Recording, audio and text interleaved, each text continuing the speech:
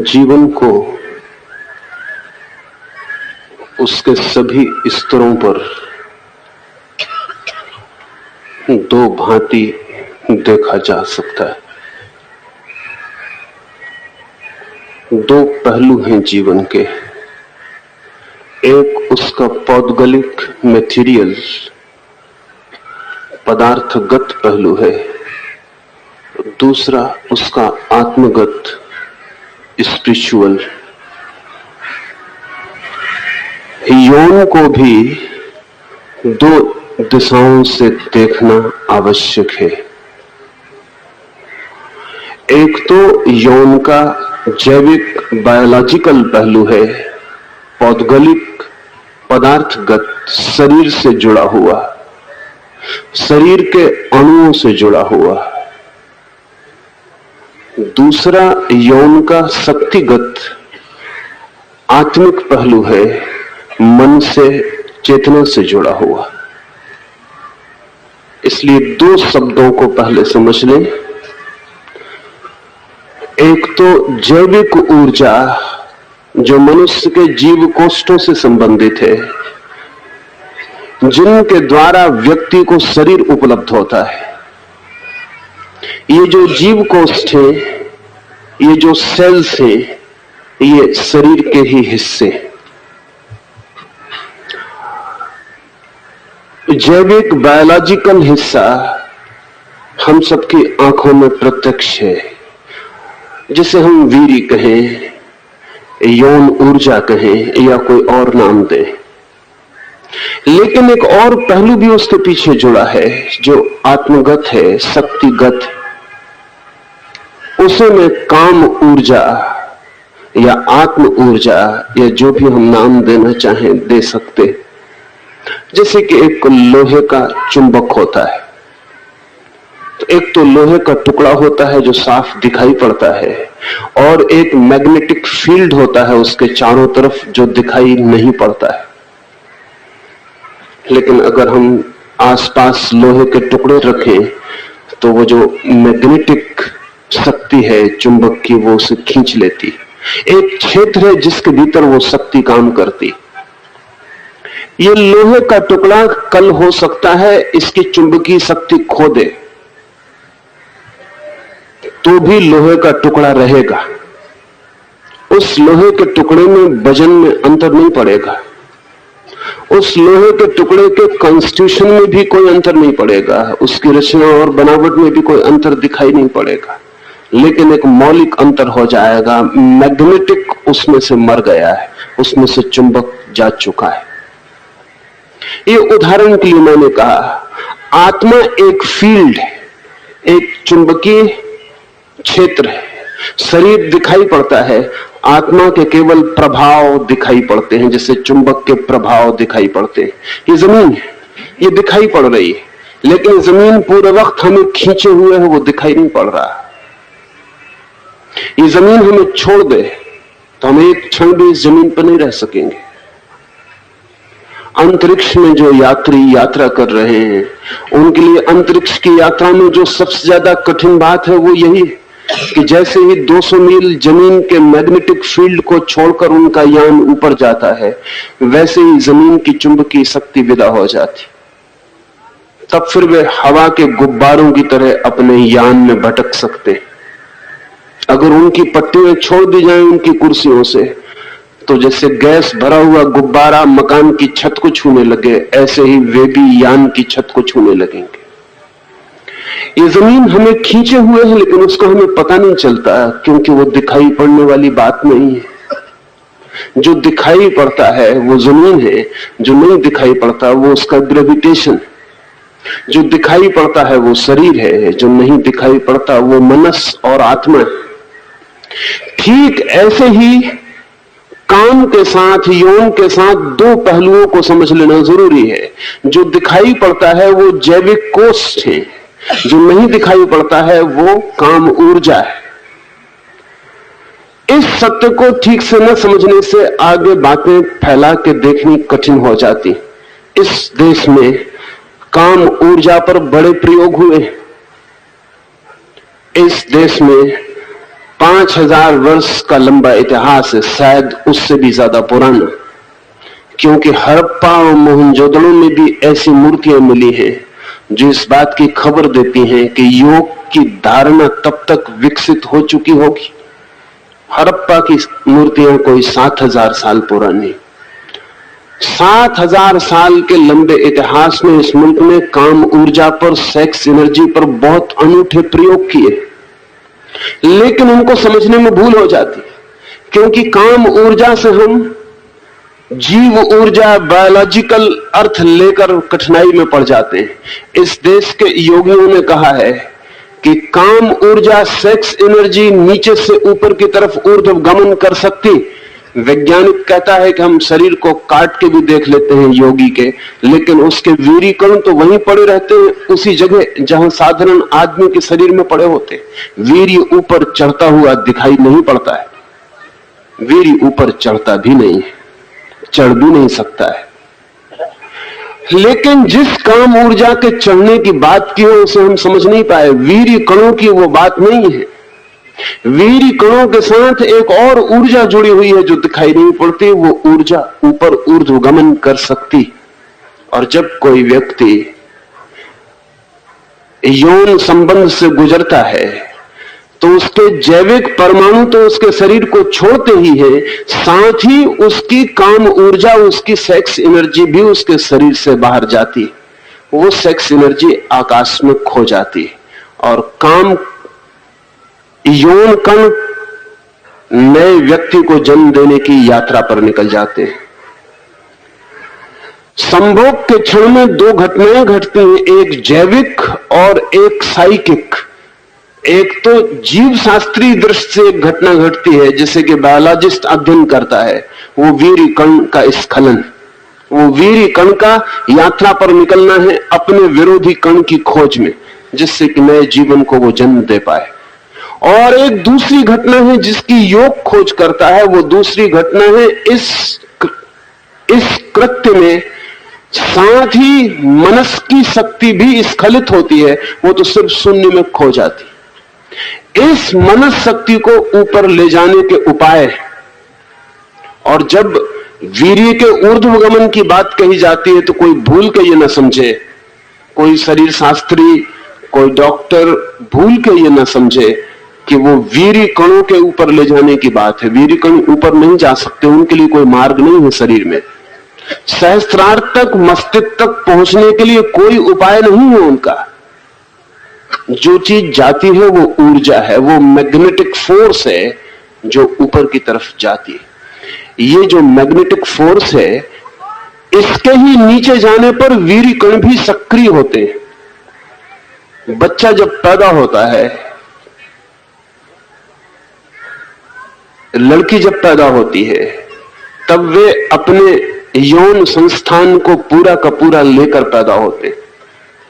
स्त्री तो अपने जीवन में जितने रजकणों का उपयोग करेगी उन सबको लेकर ही पैदा होती है, फिर कोई नया रजकण पैदा नहीं होता।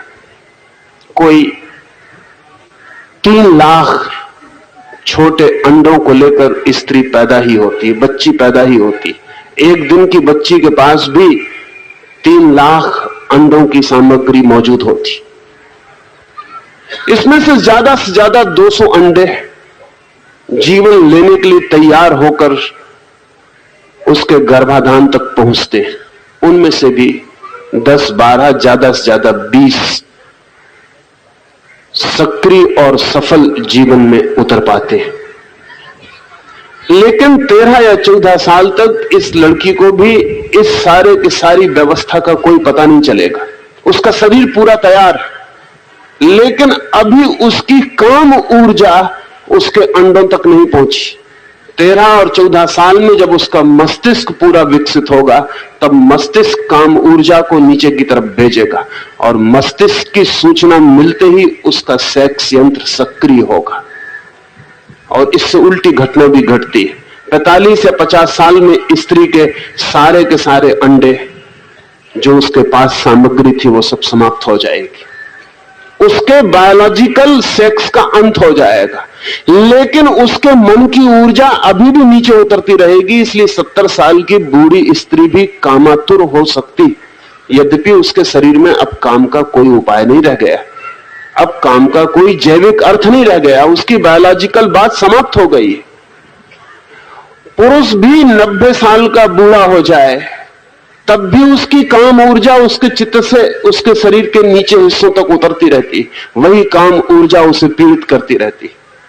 यद्यपि शरीर अब सार्थक नहीं रह गया, लेकिन मन अभी भी कामना किए चला जाता है।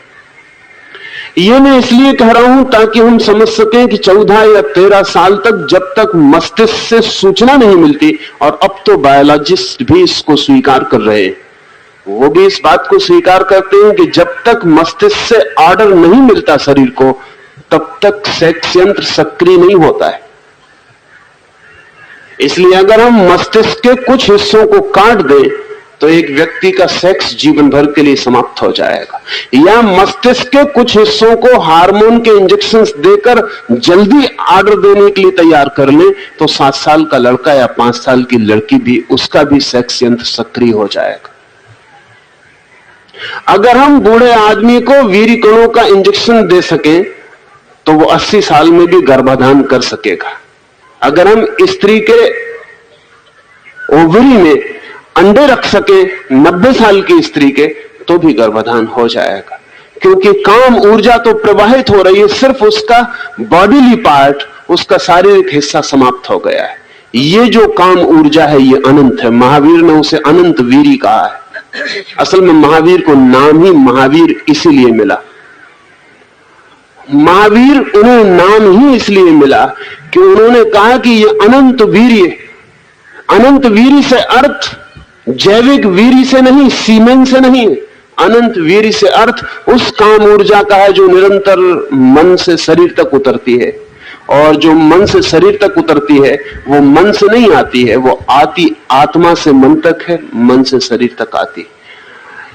ये आत्मा से मन तक उतरेगी, मन से शरीर तक उतरेगी। ये उसकी सीढ़ियां हैं, इसके बिना वो उतर नहीं सकती। अगर बीच में से मन टूट जाए तो आत्मा और शरीर के बीच सारे संबंध टूट जाएंगे। ये जो वीर्य, काम ऊर्जा, जिस शक्ति को मैं कह रहा हूं, जिस शक्ति को योग ने और तंत्र ने काम ऊर्जा कहा है, वो जीव शास्त्रीय काम ऊर्जा नहीं है।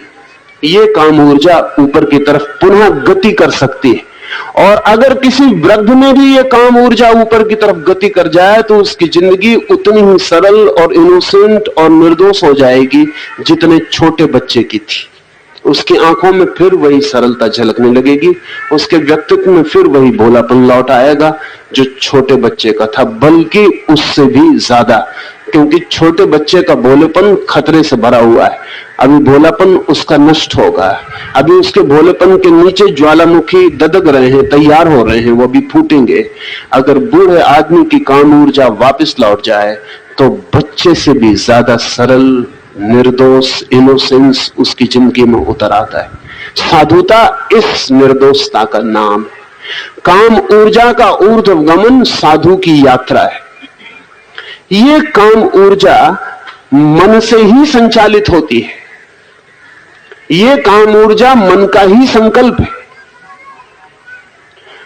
मन की आज्ञा के बिना ये काम ऊर्जा नीचे की ओर प्रवाहित नहीं होती है। इसलिए यदि मन को ऐसी व्यवस्था दी जा सके कि वो इस काम ऊर्जा को कम प्रवाहित करे तो व्यक्ति के जीवन में काम कम हो जाएगा, ज्यादा प्रवाहित करे तो ज्यादा हो जाएगा। बहुत ज्यादा मन को आतुर किया जाए तो बहुत ज्यादा हो जाएगा। अमेरिका में विगत 20 वर्षों में लड़के और लड़कियों की प्रौढ़ता की उम्र 2 साल नीचे गिर गई। जहां 13 साल में लड़कियां प्रौढ़ होती थी, सेक्सुअली मैच्योर होती थी, वहां 11 साल में होनी शुरू हो गई। अमेरिका के चित्त पर इतने जोर से काम ऊर्जा को आज्ञा देने के सब तरह के दबाव है कि यह स्वाभाविक है कि यह उम्र और नीचे गिरेगी। ये 11 से 9 साल भी पहुंच सकती है, ये 7 साल भी पहुंच सकती है, ये 5 साल भी पहुंच सकती है।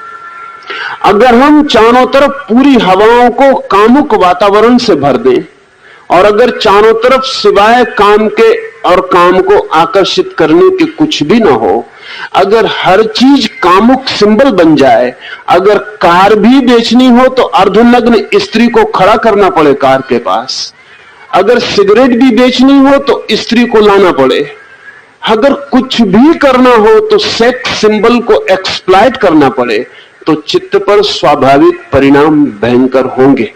और चित्त जो आज्ञा 2 साल बाद देता, 2 साल पहले आज्ञा दे देगा। ये प्री मैच्योर आज्ञा है और इसके खतरनाक परिणाम होने वाले। इससे उल्टा भी हुआ है। इस देश में हमने 25 वर्ष तक भी युवक और युवतियों को यौन के जगत से बिल्कुल ही अछूता रखने में सफलता पाई थी, लेकिन उल्टा ही सब किया था। सारी व्यवस्था बदली थी। चित्त आज्ञा न दे इसके सारे उपाय किए थे, चित्त आज्ञा न दे इसकी सारी व्यवस्था की थी। उस तरह के व्यायाम का उपयोग किया था, उस तरह के आसन का उपयोग किया था, उस तरह के ध्यान का उपयोग किया था, उस तरह के मनन और चिंतन का उपयोग किया था, उस तरह के संकल्प और विल पावर का उपयोग किया था जो मन को आज्ञा देने में रोकेगा। और अगर 25 वर्ष तक किसी व्यक्ति के मन को काम ऊर्जा में नीचे उतरने से रोका जा सके, तो वो इतने आनंद को अनुभव कर लेता है कि कल अगर वो काम ऊर्जा के जगत में गया भी, अगर वो यौन के जगत में गया भी, तो उसके सामने कंपैरिजन होता है। उसे पता होता है कि जब वो नहीं गया था तब का आनंद और जब गया तब के आनंद में बुनियादी फर्क है। और इसलिए उसका चित्त निरंतर कहता है कि कब मैं वापस लौट जाऊं। इसलिए 25 साल तक जो ब्रह्मचर्य के जीवन में रहा है, वो 50 साल के बाद पुनः सन्यासी की दुनिया की तरफ उन्मुख होना शुरू हो जाए, क्योंकि उसके पास तुलना का उपाय है। आज जब हम किसी व्यक्ति को ब्रह्मचर्य के आनंद की बात कहते हैं तो बात का कोई अर्थ ही नहीं होता, क्योंकि उसे ब्रह्मचर्य के आनंद का कोई भी पता नहीं। वो एक ही सुख को जानता है जो कि उसे यौन से मिलता है।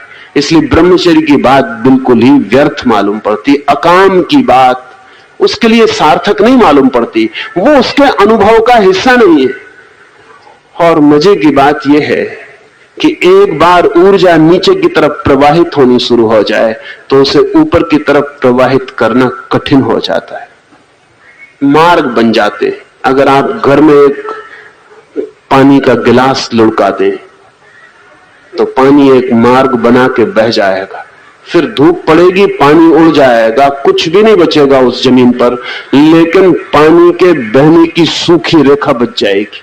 अगर आप दूसरी दफे पानी उस कमरे में डालें तो 100 में 99 मौके ये हैं कि उसी सूखी रेखा को पकड़ के वो पानी फिर बहेगा। लीस्ट रेसिस्टेंस को पकड़ना स्वभाव है।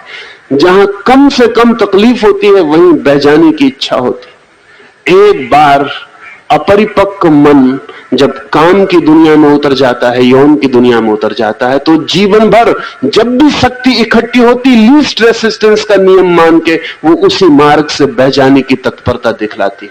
और जब तक नहीं बह जाती तब तक भीतर पीड़ा, परेशानी अनुभव होती है। जब वो बह जाती तो रिलीफ मालूम होती है, हल्का हो गया मन, भार से हम मुक्त हो गए। लेकिन अगर एक बार ऊपर की तरफ जाने वाला मार्ग खुल जाए तो फिर निरंतर उसका स्मरण आता रहता है। किस विधि से मन यौन ऊर्जा को ऊर्ध्वगामी बना सकता है?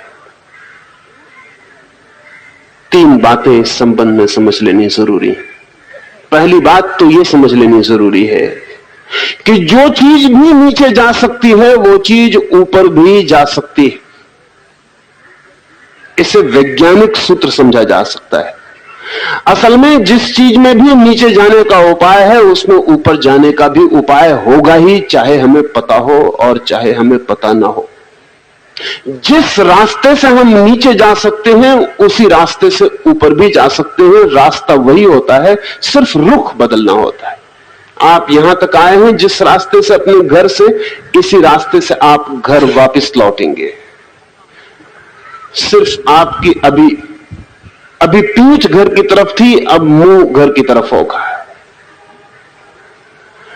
कोई दरवाजा ऐसा नहीं है जो बाहर लाए और भीतर न ले जा सके। जिंदगी दोहरे आयाम में फैलती है। अगर ऊर्जा नीचे उतर सकती है तो ऊर्जा ऊपर जा सकती है। इस पहले नियम को मन को ठीक से समझ लेना जरूरी है, क्योंकि जो हो सकता है मन केवल उसी को करने को राजी होता है। मन असंभव की तलाश छोड़ देता है। उसे साफ ख्याल में आना चाहिए कि ये हो सकता है, ये हो सकता है। अगर पहाड़ से पानी नीचे की तरफ गिरता है तो साधारणता तो पहाड़ से पानी नीचे की तरफ गिरता है, ऊपर की तरफ नहीं जाता। हजारों साल तक ऊपर तक ले जाने का हमें कुछ भी पता नहीं था, लेकिन जो चीज नीचे आ सकती है वो ऊपर भी जा सकती है। अब हम पहाड़ों से भी ऊंचाई पर पानी को पहुंचा सकते हैं, क्योंकि जिस नियम से पानी नीचे आता है उस नियम के विपरीत प्रयोग करने से पानी ऊपर चढ़ जाता है। यौन ऊर्जा नीचे की तरफ सहज आती है, प्रकृति की तरफ से आती है। अगर किसी मनुष्य को उस ऊर्जा को ऊपर ले जाना है तो सहज नहीं होगा, ये प्रकृति की तरफ से नहीं होगा, ये संकल्प से होगा, ये विल से होगा, ये मनुष्य के प्रयास, मनुष्य की आकांक्षा और अभीप्सा और श्रम से होगा। मनुष्य को इस दिशा में श्रम करना पड़ेगा, क्योंकि प्रकृति से उल्टी दिशा में बहना पड़ेगा। नदी में अगर नीचे की तरफ बहना हो, सागर की तरफ, तब तैरने की कोई भी जरूरत नहीं। तब हम हाथ पैर छोड़कर सागर की तरफ बह जा सकते हैं। नदी ही सागर की तरफ ले जाएगी, हमें कुछ भी करना नहीं है।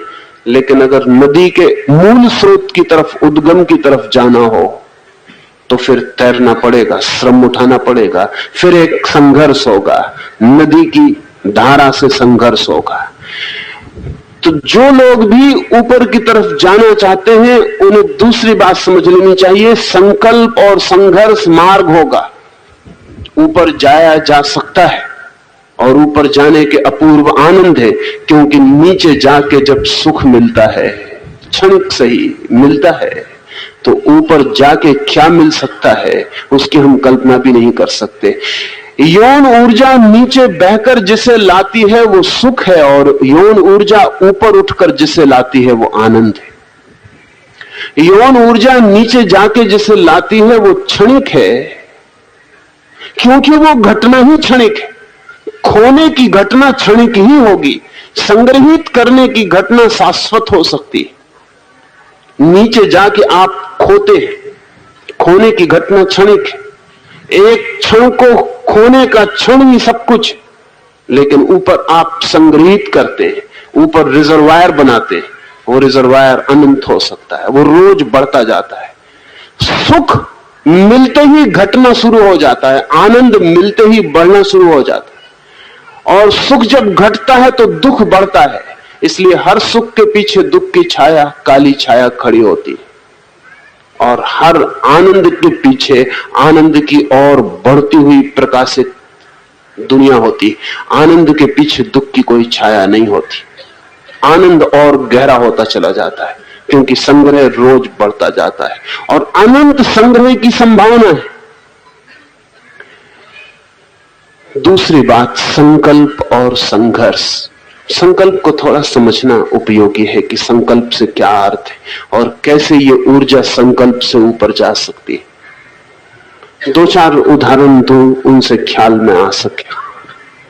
कल ही एक मित्र मुझसे पूछ रहे थे कि मुसलमान रोजे रखते हैं, उपवास करते हैं, जैन, हिंदू उपवास करते हैं, क्रिश्चियन उपवास करते हैं, क्या संबंध है? भूखे रहने से क्या होगा? भूखे रहने से कभी कुछ भी नहीं होता है, भूखे रहने से कुछ हो भी नहीं सकता है।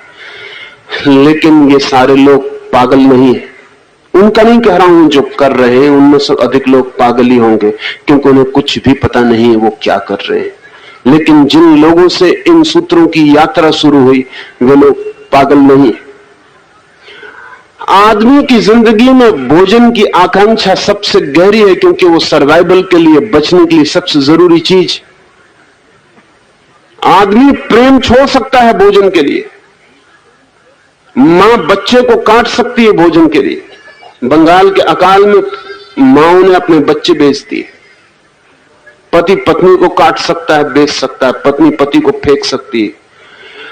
मरने के क्षण में जहां अंतिम स्थिति बचाने की हो जाए, वहां चित्त पूरे जोर से कहेगा अपने को बचाओ, क्योंकि शेष सब फिर से हो सकता है, लेकिन बचना फिर दोबारा नहीं हो सकता। पति फिर मिल सकता है, बेटा फिर पैदा हो सकता है, लेकिन स्वयं के पाने का दोबारा क्या उपाय। इसलिए भोजन सर्वाइवल की गहरी से गहरी आकांक्षा है। अब एक आदमी को महीने भर के लिए भूखा रख दिया है। जब वो भूखा है तब 24 घंटे उसे याद आती है भोजन करूं, भोजन करूं, भोजन करूं। 24 घंटे उसका शरीर का रोआ रोआ कहेगा भोजन करो। 24 घंटे उसका शरीर चिल्लाएगा भोजन करो। जागते में, सपने में शरीर कहेगा भोजन करो। एक जगह खाली हो गई है, एक बायोलॉजिकल गैप भीतर पैदा हो गया है, शरीर कहेगा भोजन करो। और इसी वक्त वो परमात्मा की प्रार्थना में लगा है। शरीर चिल्ला रहा है भोजन की प्यास, और वो चिल्ला रहा है परमात्मा की प्यास।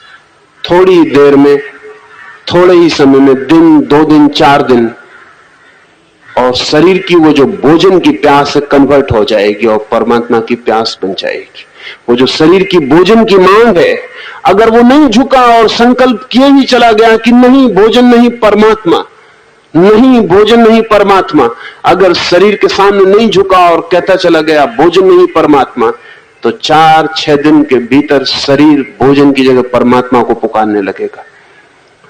ये रूपांतरण हुआ, ये ट्रांसफॉर्मेशन हुआ। एनर्जी जो भोजन को मांगती थी वो परमात्मा को मांगने लगी। इस तरह भोजन की तरफ जाते हुए संकल्प को परमात्मा की तरफ मोड़ दिया गया। एक बड़ा रूपांतरण है। संकल्प शक्तियों के रूपांतरण का नाम है।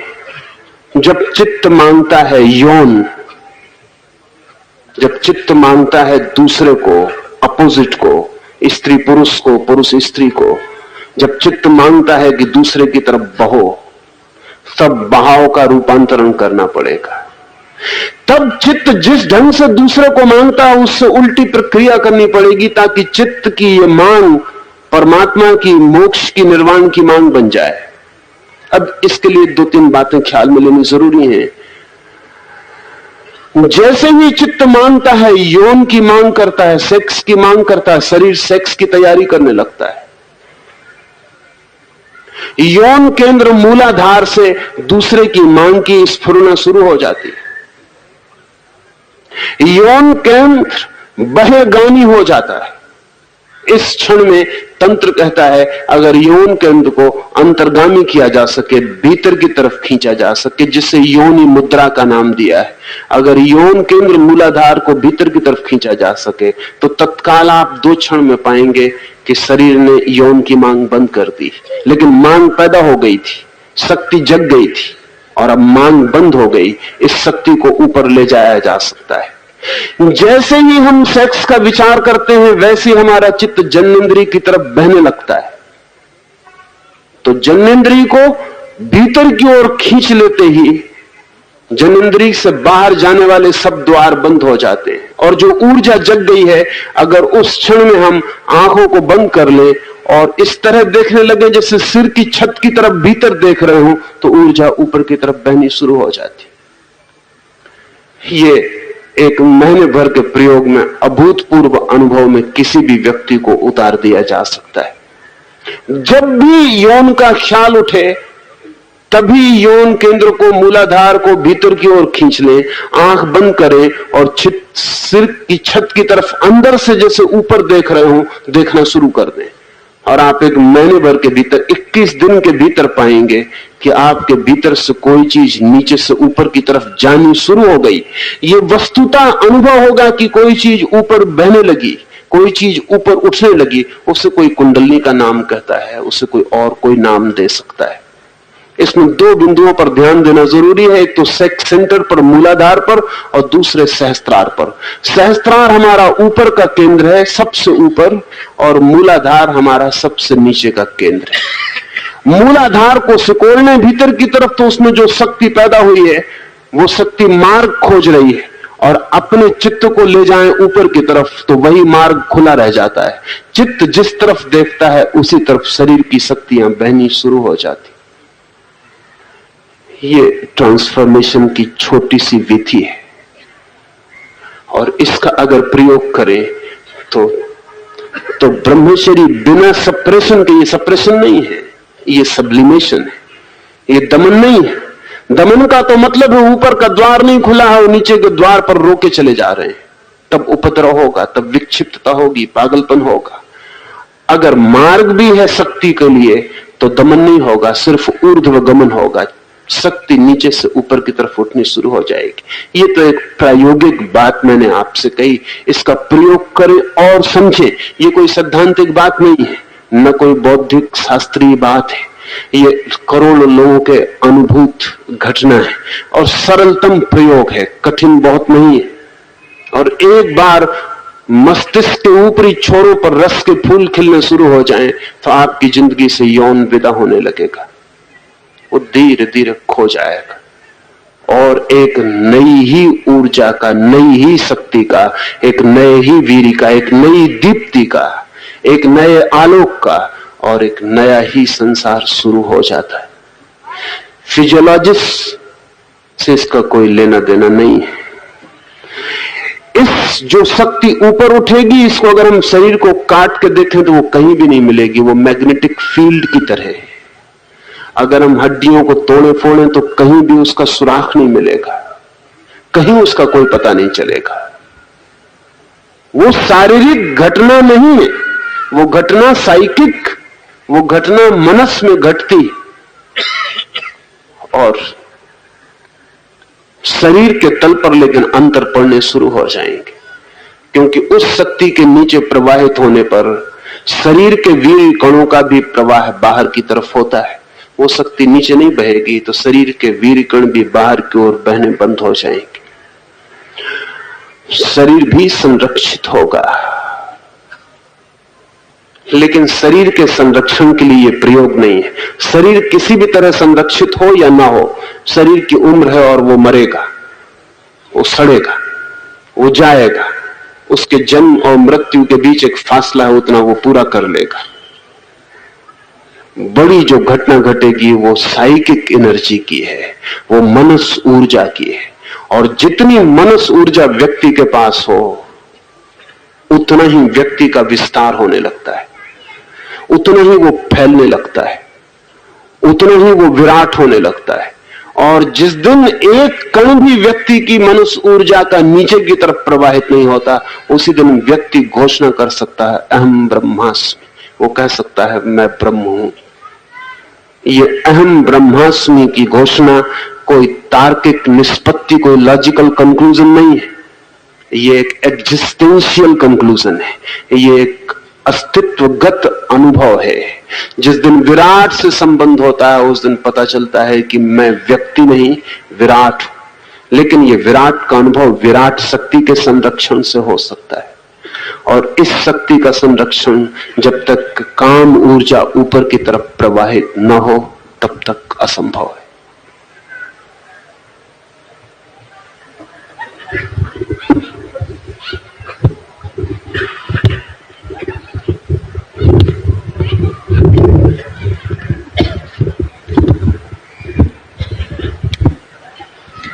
आचार्य श्री, आपने कहा है कि वर्तमान में पल पल जीने से सेक्स एनर्जी, यौन ऊर्जा का संचय व ऊर्ध्वगमन होने लगता है तथा अतीत व भविष्य के चिंतन से ऊर्जा का विनाश व अधोगमन होने लगता है।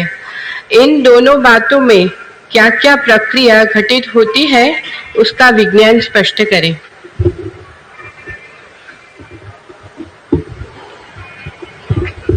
जीवन है अभी और यही, जीवन है क्षण क्षण में, जीवन है पल पल में।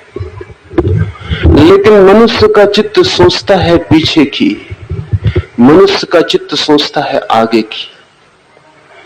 और ये जो चित्त का चिंतन है जब काम से संबंधित होता है तो मनुष्य का चित्त सोचता है उन काम संबंधों के संबंध में, उन यौन अनुभवों के संबंध में जो पीछे घटित हुए, और उन यौन संबंधों की कल्पना करता है जो आगे घटित होंगे, हो सकते हैं, होने की आकांक्षा है। और जब चित्त इस तरह के चिंतन में खो जाता है पीछे और आगे, तो शारीरिक वीर्यकण तो नष्ट नहीं होते, लेकिन जिस यौन ऊर्जा की, जिस काम ऊर्जा की, जिस साइकिक एनर्जी की मैंने बात कही, वो नष्ट होनी शुरू हो जाती। शरीर के वीर्यकण तो वास्तविक संभोग में नष्ट होंगे, लेकिन मन की ऊर्जा चिंतन में ही नष्ट होने लगती है। इसलिए भाव से भी जो काम का चिंतन करता है वो अपनी ऊर्जा को अधोगामी करता है। भाव से भी, विचार से भी उसने एक रत्ती भर शक्ति शरीर की नहीं खोई, सिर्फ सोच रहा है उन संभोगों के संबंध में जो उसने किए या उन संभोगों के संबंध में जो वो करेगा, सिर्फ चिंतन कर रहा है। इतना चिंतन भी काफी है मन की ऊर्जा के विनाश के लिए। मन की ऊर्जा तो विनष्ट होनी शुरू हो जाएगी, और मन की ये ऊर्जा ही असली ऊर्जा है। संभोग से तो सिर्फ शरीर के ही कुछ कण खोते हैं, लेकिन मन के संभोग से, इस मेंटल सेक्स से, इस मानसिक यौन से मन की विराट ऊर्जा नष्ट होती। शरीर तो आज नहीं कल पूरा ही नष्ट हो जाएगा। शरीर उतना चिंतनीय नहीं है, क्योंकि मन की जो ऊर्जा है वो अगले जन्म में भी आपके साथ होगी। उस ऊर्जा का ही असली सवाल है। इसलिए जब मैंने ये कहा कि जो व्यक्ति पल पल जीता है, न पीछे की सोचता न आगे की सोचता काम के संबंध में, तो वो पीछे की भी नहीं सोचता, आगे की भी नहीं सोचता, पल पल जीता है। उसकी मानसिक ऊर्जा के विसर्जन का कोई उपाय नहीं रह जाता। और भी एक मजे की बात है, जो आदमी अतीत का चिंतन कम करता है, भविष्य की चिंता कम करता है, जो सामने होता है उसी को करता है, उसी में पूरा डूब कर जीता है, उसकी जिंदगी में तनाव, टेंशन्स कम हो जाते।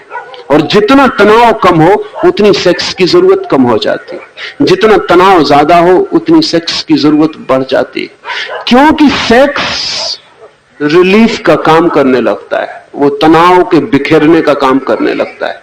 इसलिए जितना चिंतित आदमी हो उतना कामुक हो जाएगा, और जितना चिंतित समाज है उतना कामुक हो जाएगा। जैसे आज यूरोप या अमेरिका अत्यधिक चिंतित है तो जीवन सारा काम से भर जाएगा। जितना निश्चिंत व्यक्ति है उतनी काम की जरूरत कम हो जाएगी, क्योंकि तनाव इतने इकट्ठे नहीं होते कि शरीर से शक्ति को फेंक के उन्हें हल्का करना पड़े। अतीत और भविष्य की बहुत ज्यादा चिंतना तनावग्रस्त करती है, टेंशन पैदा करती है। वर्तमान में जिए जाना तनाव मुक्त करता है।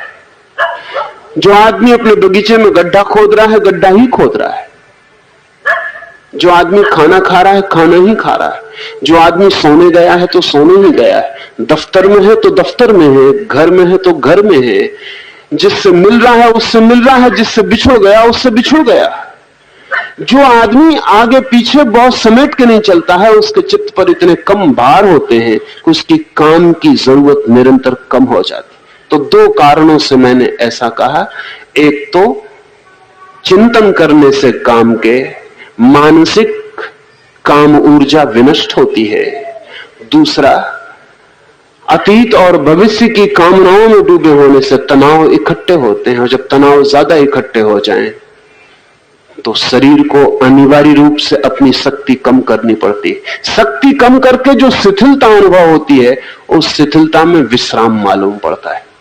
शिथिलता को हम विश्राम समझे हुए, थक के गिर जाते हैं तो सोचते हैं आराम हुआ, थक के टूट जाते हैं तो लगता है अब सो जाएं, अब चिंता नहीं रही। चिंता के लिए भी शक्ति चाहिए, लेकिन चिंता ऐसी शक्ति है जो भंवर बन गई और जो पीड़ा देने लगी। अब उस शक्ति को बाहर फेंक देना पड़ेगा।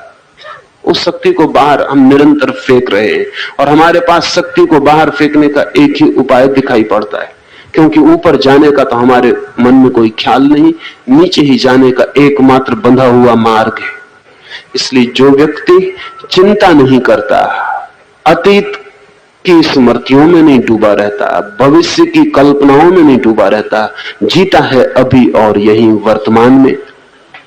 इसका यह मतलब नहीं कि आप कल सुबह ट्रेन से जाना हो तो आज टिकट नहीं खरीदेंगे, लेकिन कल की टिकट खरीदनी आज का ही काम है। लेकिन आज ही कल की गाड़ी में सवार हो जाना खतरनाक है, और आज ही बैठ के कल की गाड़ी पर क्या क्या मुसीबतें होंगी और कल की गाड़ी में बैठ के क्या क्या होने वाला है, इस सब के चिंतन में खो जाना खतरनाक है। नहीं, यौन इतना बुरा नहीं है जितना यौन का चिंतन बुरा है। यौन तो सहज प्राकृतिक घटना भी हो सकती, लेकिन उसका चिंतन बड़ी अप्राकृतिक और परवर्शन, वो विकृति। एक आदमी सोच रहा है, योजनाएं बना रहा है, 24 घंटे सोच रहा है, और कई बार तो ऐसा होता है। मनोवैज्ञानिक कहते हैं कि सैकड़ों हजारों लोगों के अनुभव के बाद यह पता चलता है कि आदमी मानसिक यौन में इतना रस लेने लगता है कि वास्तविक यौन में तो उसे रस ही नहीं आता, फिर वो फीका मालूम पड़ता है। चित्त में ही जो यौन चलता है वही ज्यादा रसपूर्ण और रंगीन मालूम होने लगता है। चित्त में यौन की इस तरह से व्यवस्था हो जाए तो हमारे भीतर कंफ्यूजन पैदा होता है। चित्त का काम नहीं है यौन। गुरजीएफ कहा करता था कि जो लोग यौन के केंद्र का काम चित्त के केंद्र से करने लगते हैं उनकी बुद्धि भ्रष्ट हो जाती होगी ही, क्योंकि उन दोनों के काम अलग है। अगर कोई आदमी कान से भोजन करने की कोशिश करने लगे तो कान तो खराब होगा ही, वो भोजन भी नहीं पहुंचेगा, दोनों ही उपद्रव हो जाएंगे। व्यक्ति के शरीर में हर चीज का सेंटर है, चित्त काम का सेंटर नहीं है। काम का सेंटर मूलाधार है, मूलाधार को अपना काम करने दें अभी, लेकिन चित्त को, चेतना को उस काम में मत लगाएं, अन्यथा चेतना उस काम से ग्रस्त ऑब्सेस्ड हो जाएगी। आदमी ऑब्सेस्ड दिखाई पड़ता है, नंगी तस्वीरें देख रहा है बैठ के। अब मूलाधार को नंगी तस्वीरों से कोई भी संबंध नहीं है, उसके पास आंख भी नहीं है। आदमी नंगी तस्वीरें देख रहा है, ये मन से देख रहा है, और मन में तस्वीरों का विचार कर रहा है, योजनाएं बना रहा है, कल्पनाएं कर रहा है, रंगीन चित्र बना रहा है। ये सब के सब मिलके उसके भीतर सेंटर्स का कंफ्यूजन पैदा कर रहे हैं। मूलाधार का काम चित्त करने लगेगा, और मूलाधार तो चित्त का काम नहीं कर सकता है। बुद्धि भ्रष्ट होगी, चित्त भ्रमित होगा, विक्षिप्त होगा। पागलखानों में जितने लोग बंद हैं उनमें से 90% लोग चित्त से यौन का काम लेने के कारण पागल है। पागलखानों के बाहर भी जितने लोग पागल हैं, अगर उनके पागलपन का हम पता लगाने जाएं तो हमें पता चलेगा कि उसमें भी 90% यौन ही कारण है। उनकी कविताएं पढ़ें तो यौन, उनकी तस्वीर देखें तो यौन, उनकी पेंटिंग देखें तो यौन, उनका उपन्यास देखें तो यौन, उनकी फिल्म देखने जाएं तो यौन, उनका सब कुछ यौन से घिर गया है। ऑब्सेशन है ये पागलपन है। अगर पशुओं को भी हमारे संबंध में पता होगा तो वो भी हमसे हंसते होंगे कि आदमी को क्या हो गया है। अगर हमारी कविताएं वो पढ़ें, भला कालिदास की हो, तो पशुओं को बड़ी हैरानी होगी कि इन कविताओं की जरूरत क्या है, इनका अर्थ क्या है। वे हमारे चित्र देखें चाहे पिकासो के हों, तो पशुओं को बड़ी हैरानी होगी कि इन चित्रों का मतलब क्या है। ये स्त्रियों के स्तनों को इतना चित्रित करने की कौन सी आवश्यकता है, क्या प्रयोजन। आदमी जरूर कहीं पागल हो गया है। पागल इसलिए हो गया है कि जो काम मूलाधार का है, सेक्स सेंटर का है, वो इंटेलेक्ट से ले रहा है। इसलिए इंटेलेक्ट से जो काम लिया जा सकता था उसका तो समय नहीं बचता है। बुद्धि परमात्मा की तरफ यात्रा कर सकती है, लेकिन वो मूलाधार का काम कर रही है। चेतना परम जीवन का अनुभव कर सकती है, लेकिन चेतना सिर्फ फैंटेसीज में जी रही है, सेक्सुअल फैंटेसीज में जी रही, वो सिर्फ यौन के चित्रों में भटक रही। इसलिए मैंने कहा अतीत का मत सोचें, भविष्य का मत सोचें, यौन के संबंध में तो बिल्कुल ही नहीं, अभी जिए। और जितना यौन पल में आ जाता हो उसे आने दें, घबराएं मत। लेकिन उस यौन के समय भी जो मैंने ऊर्ध्वगमन की यात्रा की बात कही, अगर उसका थोड़ा स्मरण करें तो बहुत शीघ्र शक्ति का ऊपर प्रवाह शुरू हो जाता है। और धन्यता जैसी उस प्रवाह में अनुभव होती है वैसी जीवन में और कभी अनुभव नहीं होती।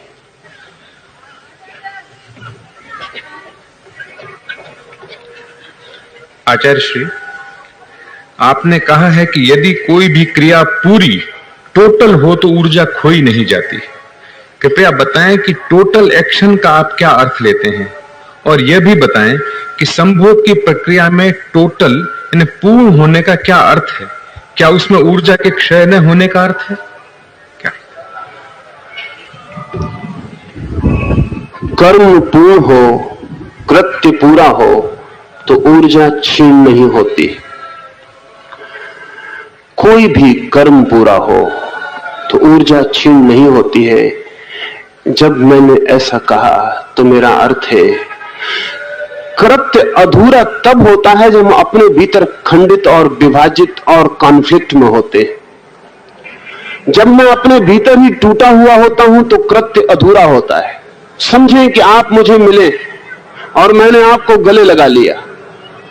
अगर इस गले लगाते वक्त मेरे मन का एक खंड कह रहा है कि ये क्या कर रहे हो, ये ठीक नहीं है, मत करो, और एक खंड कह रहा है कि करूंगा, बहुत ठीक है, तो मेरे भीतर मैं दो हिस्सों में बटा हूं और लड़ रहा हूं।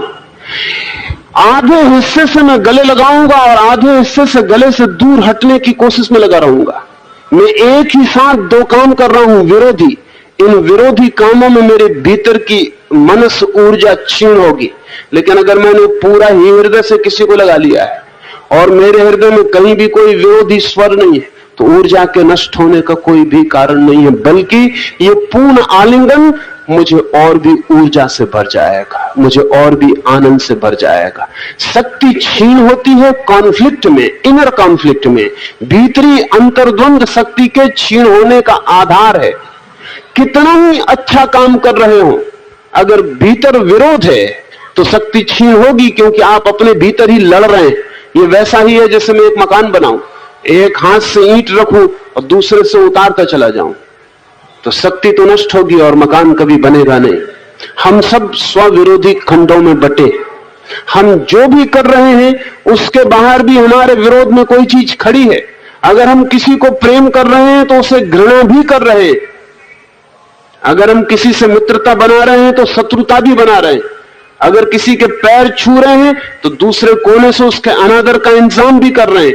हम पूरे समय दोहरे काम कर रहे हैं। इसलिए प्रत्येक आदमी धीरे धीरे दिवालिया हो जाता है, उसकी भीतर की शक्ति बैंकरप्ट हो जाती है, वो खुद ही अपने से लड़के मर जाता है। देखें, अपनी तरफ भीतर देखें तो आपको ख्याल में बात आ जाएगी। जब भी कोई काम कर रहे हैं तो आप पूरे उसमें हैं, तो आप सदा ही और भी ताजे और भी शक्तिशाली होकर उस काम से बाहर आएंगे। और अगर आप अधूरे उस काम में हैं तो आप थक के चकनाचूर होकर टूट कर बाहर आएंगे, कोई भी काम।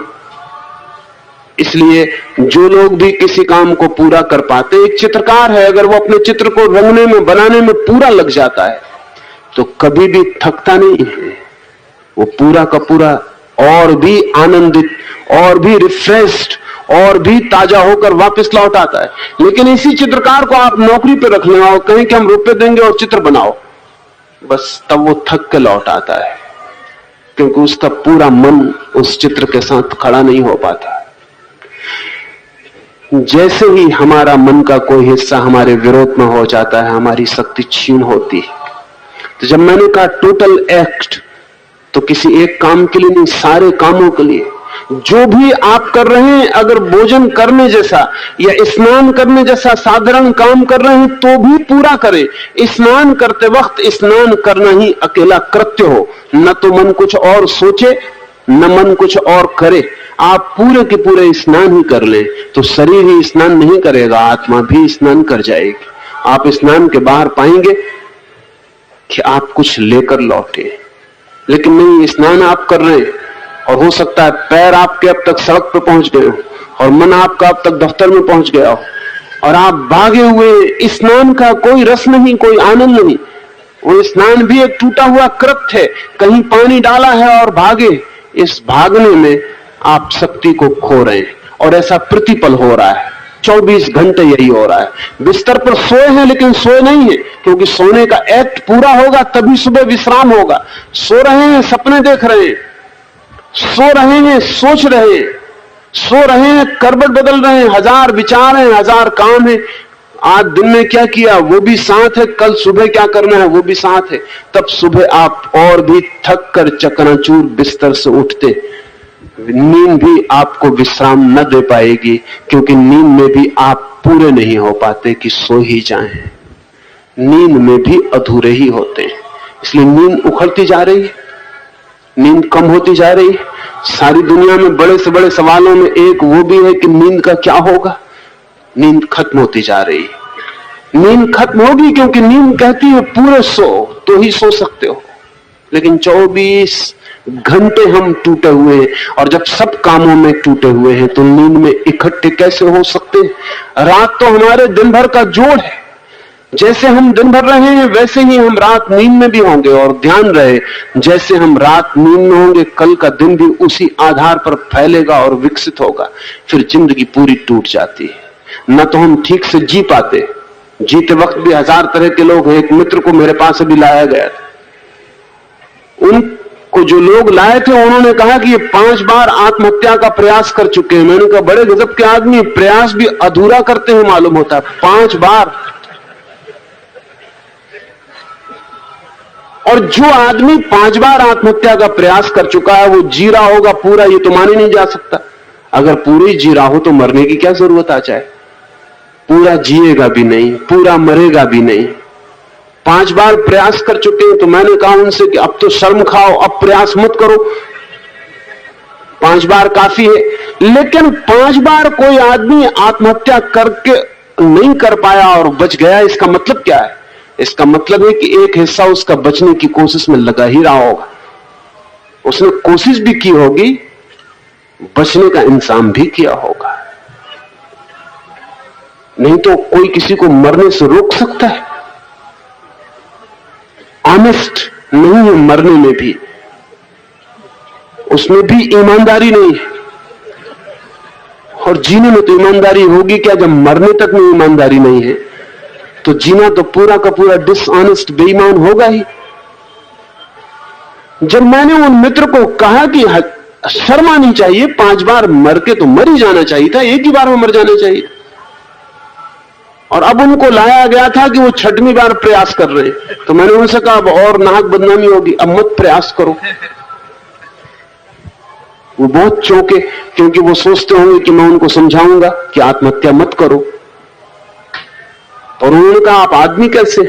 मुझे जिसके पास भी ले जाया गया उसने मुझे समझाया कि बहुत बुरा काम। मैंने कहा मैं नहीं कहता बुरा काम, मैं कहता हूं अधूरा करना बहुत बुरी बात, करनी है पूरा करो। वह आदमी मेरी तरफ थोड़ी देर देखता रहा, फिर उसने कहा कि नहीं करनी तो नहीं है, जीना तो मैं भी चाहता हूं, लेकिन अपनी शर्तों के साथ जीना चाहता हूं। अगर मेरी शर्त नहीं मानी गई तो मैं मर जाऊंगा।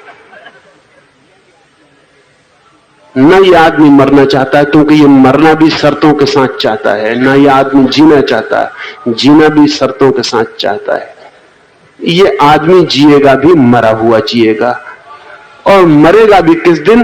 किसी दिन तो जीने की आकांक्षा से तड़फता हुआ मरेगा। ये आदमी न जी पाएगा न मर पाएगा। इसकी जिंदगी में मौत प्रवेश कर गई, इसकी मौत में जिंदगी प्रवेश कर जाएगी।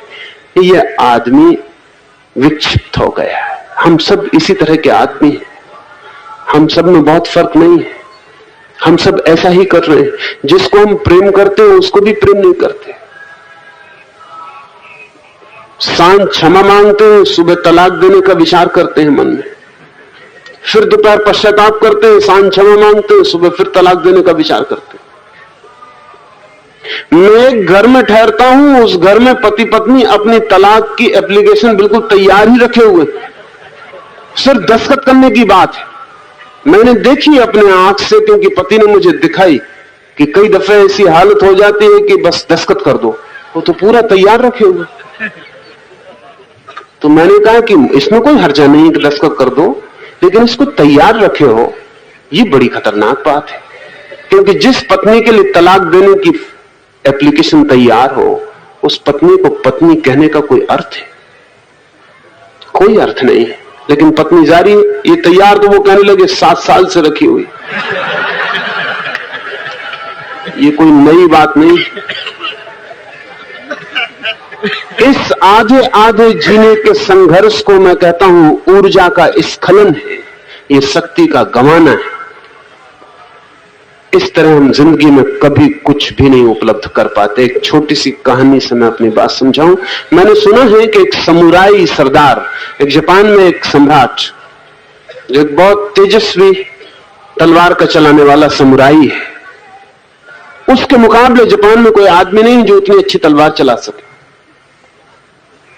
उसकी कुशलता की कीर्ति दूर दूर तक जापान के बाहर भी पहुंच गई। लेकिन एक दिन उसे पता चला कि उसका पहरेदार उसकी पत्नी के प्रेम में पड़ गया। उसने उन दोनों को पकड़ लिया। लेकिन समुराई सरदार था। उसने कहा कि मन तो मेरा करता है कि तेरी गर्दन काट दूं, लेकिन नहीं, तूने भी प्रेम किया है मेरी पत्नी को, इसलिए उचित यही होगा कि ये तलवार एक तू ले ले और एक मैं लेता हूं, हम दोनों युद्ध में उतर जाएं, जो बच जाए वही मालिक हो। उस पहरेदार ने कहा कि मालिक, आप ऐसे ही गर्दन काट दें तो अच्छा, ये खेल आप क्यों करते? गर्दन मेरी ही कटेगी, क्योंकि मैं तो तलवार पकड़ना भी नहीं जानता, और आप जैसा तलवार चलाने वाला आदमी शायद पृथ्वी पर दूसरा नहीं है। तो आप तलवार से लड़ने का मुझे जो मौका दे रहे हैं, नाहक मखौल और मजाक क्यों करते हैं? तलवार से मेरी गर्दन ऐसे ही काट दें। तलवार से गर्दन तो मेरी ही कटेगी, क्योंकि मैं तो तलवार चलाना नहीं जानता। लेकिन उस समुराई सैनिक ने कहा कि वो मेरी इज्जत के खिलाफ होगा कि कभी कहा जाए कि मैंने तुझे बिना मौके के तेरी गर्दन काट दी। तलवार संभाल और मैदान में उतर। कोई रास्ता न था। वो गरीब बेचारा डरता हुआ तलवार हाथ लेके मैदान में उतरा। गांव इकट्ठा हो गया, खबर फैल गई। सारे लोग जानते हैं कि वो गरीब आदमी मर जाएगा, क्योंकि उससे तो एक हाथ भी बचाना मुश्किल है। वो इतना कुशल कारीगर है, वो इतना कुशल तलवारबाज है। लेकिन हालत उल्टी हो गई। हालत यह हुई कि जब उस पहरेदार ने तलवार चलानी शुरू की तो उस राजा के छक्के छूट गए। छक्के इसलिए छूट गए कि वो तलवार बिल्कुल बेढंगी चला रहा था, उसको चलाना आता ही नहीं था। उससे बचाव मुश्किल मालूम पड़ा, और वो इतनी पूर्णता से चला रहा था क्योंकि उसके जीवन मरण का सवाल था। राजा के लिए तो खेल का मामला था, जानता था अभी काट देंगे, लेकिन उसकी जीवन मृत्यु का सवाल था। तलवार और वो आदमी एक ही हो गया। राजा ने घुटने टेक दिए और कहा कि मुझे माफ कर, लेकिन तू ये कर क्या रहा है? बामुश्किल उसको रोका जा सका। उसने सामने दरख्त था, उसको काट डाला तलवार से। वो इतने एक हो गया। राजा तो हट गया, घुटने टेक दिए, लेकिन उसमें जो ऊर्जा जग गई थी, उसने जब तक दरख्त नहीं काट डाला, बिल्कुल बामुश्किल उसको रोका जा सका। और जब उससे पूछा कि तुझे हो क्या गया, तुझ में कहां से ये शक्ति आ गई? उसने कहा, जब मैंने सोचा कि मरना ही है तो एक दफे चला के ही मर जाना चाहिए। अब मरना ही पक्का है, अब जीने का कोई उपाय नहीं। तो मैं पहली दफे जिंदगी में इंटीग्रेटेड हो गया, पहली दफे इकट्ठा हो गया। मैंने कहा अब कोई सवाल नहीं, मौत सामने खड़ी है, एक मौका है, जो भी मैं कर सकता हूं कर डालूं। तो मुझे ना आगे का ख्याल रहा, ना पीछे का ख्याल रहा, न मुझे पत्नी का, राजा का ख्याल रहा, ना अपनी प्रेयसी का ख्याल रहा। फिर तो धीरे धीरे मुझे ये भी पता नहीं रहा कि मेरा हाथ कहां खत्म होता है और तलवार कहां शुरू होती। और जब तुम चिल्लाने लगे रुको रुको, तो मुझे समझ नहीं पड़ता था कि कौन रुके, किसको रोक रहे हो। ये आदमी टोटल हो गया। उस सम्राट ने कहा कि आज मुझे पहली दफे पता चला कि सबसे बड़ी कुशलता टोटल एक्शन है। मैंने बड़ी कुशलता पाई, लेकिन मैं टोटल नहीं हूं, क्योंकि मेरे लिए एक कला है, एक आर्ट है। मैं चलाता हूं, लेकिन मैं अलग हूं। और पूरे वक्त मैं देख रहा हूं कि चोट तो नहीं लग जाएगी, कैसे बचूं, कैसे ना बचूं। उसने कहा बचने ना बचने का तो सवाल ही नहीं था मेरे लिए। इतना ही सवाल था कि तुम्हें भी पता चल जाए कि तलवार चलाई गई, तुमने ऐसे नहीं मारा, नहीं तो लोग तुम्हारी इज्जत को नाम धरेंगे। तो मैंने कहा कि अब मैं पूरा चला ही लूं, 2-4 क्षण के लिए जो मौका है। ये टोटल एक्शन से मेरा मतलब है। कृष्ण ने योग को कुशलता कहा है। ये तलवार चलाने वाला बिल्कुल अकुशल आदमी एकदम कुशल हो गया। क्यों? क्योंकि योग को उपलब्ध हो गया। योग शब्द का मतलब है टोटल, जोड़। जब कोई आदमी भीतर पूरा जुड़ जाता है तो योग उपलब्ध होता है, इंटीग्रेटेड, संयुक्त, संश्लिष्ट। जब भीतर कोई खंड नहीं होते, प्रेम करता है तो प्रेम करता है, क्रोध करता है तो क्रोध करता है, दुश्मन है तो दुश्मन है, मित्र है तो मित्र है। जब कोई आदमी किसी भी कृत्य में पूरा होता है तब उसकी शक्ति नहीं खोती। और ये बड़े मजे की बात है कि अगर कोई आदमी कृत्यों में पूरा हो जाए तो क्रोध धीरे धीरे असंभव हो जाता है, क्योंकि तब क्रोध पूरा जला देता है, झुलसा देता है। तब घृणा मुश्किल हो जाती है, क्योंकि घृणा पॉइजन हो जाती है। सब पूरे शरीर के रंग रोंगे में फपोले छूट जाते हैं उसके जहर के। तब शत्रु होना मुश्किल हो जाता है, क्योंकि शत्रुता आत्मघात प्रतीत होती है, अपनी छाती में छुरा भोंकना प्रतीत होती है। हम तभी तक क्रोधी हो सकते हैं जब तक हम अधूरे काम कर रहे हैं। हम तभी तक दुश्मन हो सकते हैं जब तक हमारे कृत्य पूरे नहीं है। जिस दिन हमारे कृत्य पूरे हैं उस दिन हमारे जिंदगी में प्रेम का ही फूल खिल सकता है। जिस दिन हमारा कृत्य पूर्ण है उस दिन प्रार्थना ही हमारे प्राणों की अभीप्सा बन जाती। जिस दिन हमारा सारा जीवन का एक एक कृत्य पूरा हो जाता है उस दिन परमात्मा ही हमारे लिए एकमात्र सत्य रह जाता है। जब भीतर एक पैदा होता है तो बाहर भी एक दिखाई पड़ने लगता है। जब तक भीतर दो है तब तक बाहर दो है। दो भी कहना ठीक नहीं, हमारे भीतर अनेक है। मैंने सुना है कि जीसस एक गांव से गुजरते थे, रात थी और मरघट पर एक आदमी छाती पीट रहा था, चिल्ला रहा था, पत्थरों से अपने शरीर को खरोच कर लहूलुहान कर रहा था। तो जीसस ने उस आदमी से जाकर पूछा कि तुम ये क्या कर रहे हो? उस आदमी ने कहा जो सारी दुनिया कर रही है वही मैं कर रहा हूं। फिर वो अपने खरोचने में लग गया, लहू बह रहा है, सिर पीट रहा है, सिर पर घाव हो गए। जीसस ने कहा पागल तेरा नाम क्या है? तो उस आदमी ने कहा माई नेम इज लीजियन, मेरे नाम हजार है, एक मेरा नाम नहीं है। जीसस बार बार फिर इस कहानी को कहते थे कि एक आदमी ने मुझसे कहा था माई नेम इज लीजियन, मेरे नाम हजार है, एक मेरा नाम नहीं है, क्योंकि मैं हजार आदमी हूं, एक मैं आदमी नहीं हूं। हमारे नाम भी लीजियन है, हमारे भीतर भी हजार आदमी है। कोई बचाना चाह रहा है, कोई मारना चाह रहा है, कोई प्रेम करना चाह रहा है, कोई हत्या करना चाह रहा है, कोई जीना चाह रहा है, कोई अपनी कब्र का पत्थर बनवा रहा है, कोई परमात्मा के मंदिर में प्रवेश कर रहा है। हमारे ही भीतर कोई कह रहा है सब झूठ है, सब असत्य है, कहीं कोई परमात्मा नहीं है। कोई घंटा बजा रहा है मंदिर का और कोई भीतर हंस रहा है कि क्या पागलपन कर रहे हो, घंटे बजाने से कुछ भी नहीं हो सकता है। कोई माला फेर रहा है और हमारे भीतर उसी वक्त कोई दुकान भी चला रहा है। My name is lesion. उस आदमी ने ठीक कहा कि मेरे नाम हजार, मैं कौन सा नाम बताऊं तुम्हें? मैं एक आदमी नहीं हूं, मैं हजार आदमी हूं। ये जो हजार आदमी है हमारे भीतर, यही हमारे शक्ति का ह्रास है। और अगर ये एक आदमी हो जाए तो हमारी शक्ति संरक्षित होती है। टोटल एक्शन एक करने की विधि है, समग्र कृत्य। जो भी करें उसमें पूरे ही खड़े हो जाएं, जो भी करें उसे पूरा ही कर लें। और जैसे ही उसे पूरा करेंगे वैसे ही आपके भीतर कोई चीज इकट्ठी होने लगेगी, संयुक्त होने लगेगी, संश्लिष्ट होने लगेगी। गुरजीएफ कहा करता था कि पूर्णकृत क्रिस्टलाइजेशन। जब भी कोई व्यक्ति कोई काम पूरा करता है तो उसके भीतर कोई चीज क्रिस्टलाइज हो जाती, कोई चीज इकट्ठी हो जाती। ये इकट्ठा हो जाना व्यक्तित्व का जन्म है, आत्मा का जन्म है। इस अर्थ में मैंने कहा है उसे प्रयोग करें, समझें, देखें तो वो ख्याल में बात आ सकती है। एक आखिरी सवाल और पूछ लें।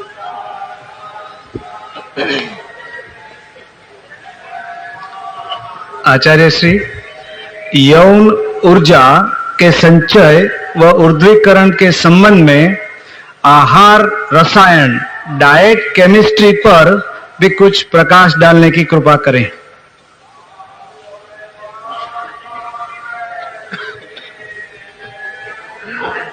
आहार शब्द बहुत बड़ा है, डाइट से बहुत बड़ा है। पहले आहार शब्द को समझ लें, फिर हम थोड़ी सी बात करें। आहार का मतलब है जो भी हम बाहर से भीतर लेते हैं वो सब आहार है। आंख से देखते हैं एक सुंदर फूल को तो आहार हो रहा है, आंख सौंदर्य का आहार कर रही है। कान से सुनते हैं एक संगीत को, आहार हो रहा है। कान ध्वनियों को आहार कर रहा है। किसी के शरीर को स्पर्श करते हैं, हाथ आहार ले रहा है। किसी की सुगंध नासापुटों को छू लेती है, नाक आहार कर रही है। पूरा शरीर आहार कर रहा है। रोआ रोआ श्वास ले रहा है, रोआ रोआ स्पर्श ले रहा है। पूरा शरीर ही हमारा आहार यंत्र है। हमारी सारी इंद्रियां बाहर के जगत को भीतर ले जा रही हैं, लेकिन हम सिर्फ भोजन को आहार समझते हैं, उससे भूल होती। काम ऊर्जा को ऊर्ध्वीकरण के लिए समस्त आहार को समझना जरूरी है, क्योंकि हो सकता है भोजन आपने बिल्कुल ऐसा लिया हो जो काम ऊर्जा को नीचे न ले जाकर ऊपर ले जाने में सहयोगी हो, लेकिन आंख ने ऐसे दृश्य देखे हो जो काम ऊर्जा को नीचे ले जाएं, और कान ने ऐसी ध्वनियां सुनी हो जो ऊर्जा को नीचे ले जाएं, और शरीर ने ऐसे स्पर्श किए हो जो ऊर्जा को नीचे ले जाएं। तो आहार के पूरे पर्सपेक्टिव को देख लेना जरूरी है। आंख से भी हम भोजन ले रहे हैं, कान से भी हम भोजन ले रहे हैं, नाक से भी हम भोजन ले रहे हैं, मुंह से भी हम भोजन ले रहे हैं, रोए रोए के स्पर्श से भी हम भोजन ले रहे हैं। 24 घंटे हम भोजन कर रहे हैं।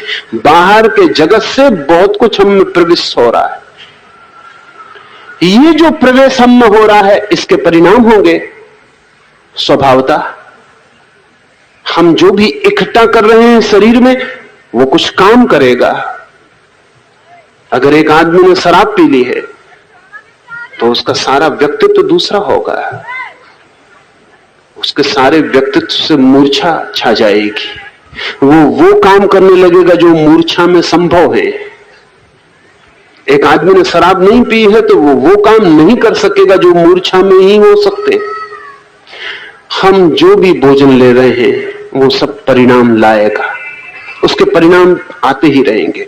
मुसोलिनी के पास एक भारतीय संगीतज्ञ पंडित ओंकारनाथ मिलने गए थे। उन्होंने मुसोलिनी ने निमंत्रण दिया था, इटली गया था संगीतज्ञ, तो उन्होंने उन्हें भोजन पर निमंत्रण किया था।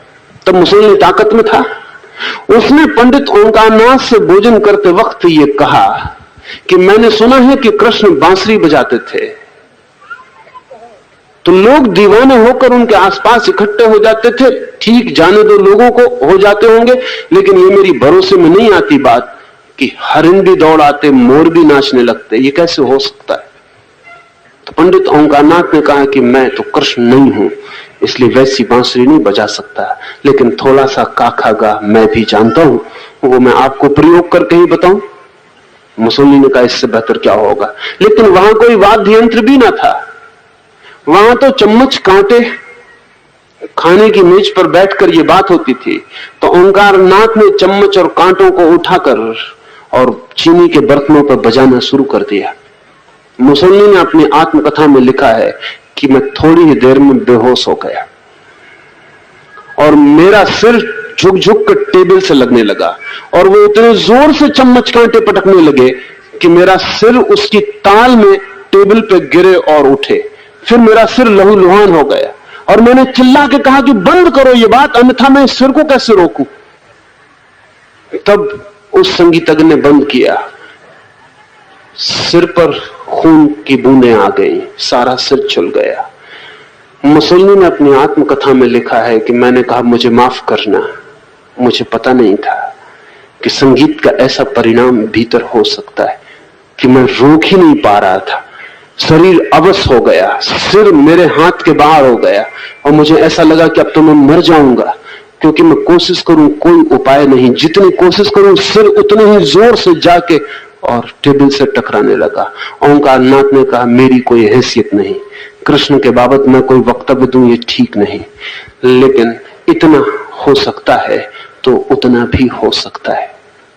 इस्लाम ने संगीत को वर्जित किया, इसलिए नहीं कि संगीत अनिवार्य रूप से काम ऊर्जा को नीचे ले जाता है, लेकिन संगीत के जितने प्रकार प्रचलित हैं उसमें से 99% काम ऊर्जा को नीचे की तरफ ले जाने वाले। शायद 1% संगीत मुश्किल से जगत में बचा है जो ऊर्जा को ऊपर ले जाए। वो भी खोता जा रहा है, उसका भी कोई उपाय बचाने का नहीं दिखाई पड़ता। वैसे सूफी फकीरों के नृत्य हैं जिनको देखते देखते देखने वाले ध्यानस्थ हो जाएं। गुरजीएफ सूफी फकीरों के एक दरवेश नृत्य की एक टोली बनाकर सारे यूरोप और अमेरिका में घूमता रहा और उसने कहा सिर्फ देखो और कुछ मत करो। 20 लोगों की टोली है, वो नाचना शुरू करते हैं फकीरों का नाच, और जितने लोग बैठे हैं वो थोड़ी देर में ध्यानस्थ हो जाएंगे। वो सिर्फ देखेंगे मूवमेंट्स, वो मूवमेंट्स उनके प्राणों में उतर जाएंगे और उनके भीतर भी करस्पॉन्डिंग मूवमेंट्स पैदा होंगे। जो बाहर हो रहा है वही आकृति उनके भीतर भी डोलने लगेगी। बाहर वो जो फकीर नाच रहे हैं उनके नाचने की जो रिदम और गति है और जो लय, वो धीरे धीरे उनके हृदय की गति और लय बन जाएगी और उनके भीतर भी कोई नृत्य शुरू हो जाएगा और उनकी ऊर्जा में रूपांतरण हो जाएगा। आंख से जो हम देखते हैं, कान से जो हम सुनते हैं, ओंठ से जो हम स्वाद लेते हैं, नाक से जो हम गंध लेते हैं, उस सबके संबंध है। मंदिरों में घंटे कभी हमने लटकाए थे। हर कोई घंटा मतलब का नहीं है, कुछ विशेष घंटे ही काम के हो सकते हैं। तिब्बतियंस के पास एक विशेष घंटा होता है, शायद आप में से किसी ने देखा हो। वो घंटा ऐसा लटकाने वाला नहीं होता, बर्तन की तरह बड़ा होता है, बर्तन की तरह होता है और डंडे को उसके अंदर गोल घुमा के चोट करनी पड़ती है। जैसे एक बाल्टी रखी हो, उसके अंदर गोल घुमा के चोट करनी पड़ती है। उस डंडे और उस घंटे के बीच चोट का एक विशेष क्रम है। उस चोट करते से घंटे से जोर की आवाज निकलती, ओम मणि पद्मे हुम। ये पूरा सूत्र तिब्बतन का उससे निकलता है और ये सूत्र बार बार मंदिर में गूंजता रहता है। और इस सूत्र के कुछ उपाय हैं। ये सूत्र हमारे भीतर जाकर कुछ चक्रों पर चोट करना शुरू कर देता है और उन चक्रों की शक्ति ऊपर की तरफ उठनी शुरू हो जाती है। ओम का उपयोग भीतर उसकी गूंज शक्ति को ऊपर ले जाने के लिए थी। अकेले ओम का ही नहीं, मुसलमान कहते हैं अमीन, वो ओम का ही रूप है। क्रिश्चियन भी कहते हैं अमीन, वो ओम का ही रूप है। अंग्रेजी में शब्द है ओमनीसाइंट, ओमनीपोटेंट, ओमनीप्रेजेंट, वो सब ओम से ही बने हुए शब्द हैं। ओमनीसाइंट का मतलब है जिसने ओम को देख लिया। ओम का मतलब है विराट ब्रह्म। ओमनीप्रेजेंट का अर्थ है जो ओम के साथ मौजूद हो गया। ओमनीपोटेंट का अर्थ है जो ओम की तरह शक्तिशाली हो गया, जो परमात्मा के बराबर शक्ति बीज से भर गया। अब ये जो ओम शब्द है, इसमें ए यू एम आ उ मा मूल ध्वनियां हैं। ये ध्वनियां अगर व्यवस्था से गुंजाई जाएं तो ऊर्जा को ऊपर ले जाने लगती है। इससे उल्टी ध्वनियां भी हैं, जो चोट की जाए तो ऊर्जा नीचे जाने लगती है। आज अमेरिका में जाज है, ट्विस्ट है और शेक है और जमाने भर के नृत्य हैं। उन सब की ध्वनि लहरी, उन सब की रिदम सेक्स ऊर्जा को नीचे तरफ ले जाने वाली है। इसलिए अगर आप ट्विस्ट देख रहे हैं तो थोड़ी देर बाद आप पाएंगे कि आपके भीतर ट्विस्ट होना शुरू हो गया। आपके भीतर कोई शक्ति डमाडोल होने लगी।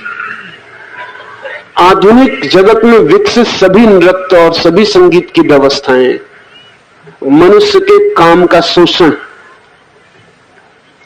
इसलिए आहार का मतलब बड़ा है। जो भोजन हम ले रहे हैं उसके परिणाम होंगे ही, उसके परिणाम से हम बच नहीं सकते, क्योंकि हमारा पूरा का पूरा जो यंत्र है वो साइको केमिकल है। उसमें पीछे मन है तो नीचे रसायन है और रसायन पूरे वक्त काम कर रही है। केमिस्ट्री हमारे पूरे शरीर में पूरे वक्त काम कर रही है। हम क्या खाते हैं, क्या पीते हैं, उसके परिणाम होंगे। भोजन में ऐसे भोजन हैं जो मनुष्य को ज्यादा कामुक बनाए। मधुमक्खियों के छत्ते में एक खास तरह की जेली होती। तो मधुमक्खियों के बाबत आपको शायद थोड़ा पता हो कि मधुमक्खियों में एक ही रानी मक्खी होती है जो बच्चे पैदा करती, और बाकी सारी मधुमक्खियां, स्त्री मादा मधुमक्खियां, सिर्फ मजदूर का काम करती। उनकी जिंदगी में सेक्स जैसी कोई चीज नहीं होती।